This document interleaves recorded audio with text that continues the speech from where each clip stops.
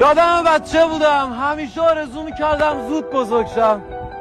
خیال میکردم تو دنیا این آدم بزرگا چی ریختن. خیلی دوست داشتم زود بزرگ شم. کم کم گذشت دیدم جایی که زندگی میکنم آرزو معنایی نره. به خودم اومدم درد خونوادم رو کشیدم.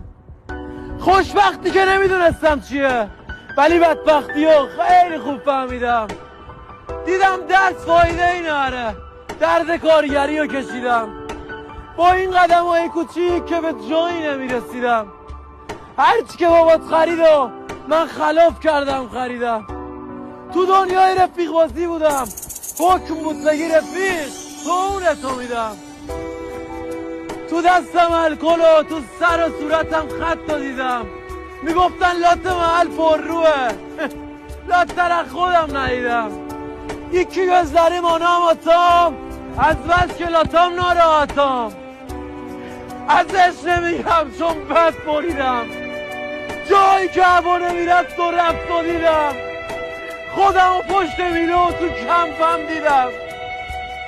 سهم من از زندگانی هیچ بود. دل به هر کس نمودم پوچ بود.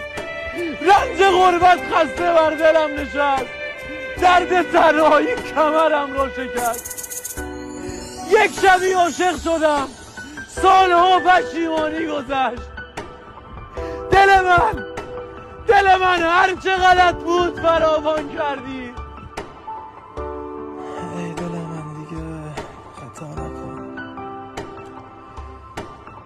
با غریبه ها وفا نکن. زندگی رو باختی دل من. مردم رو شناختی دل من.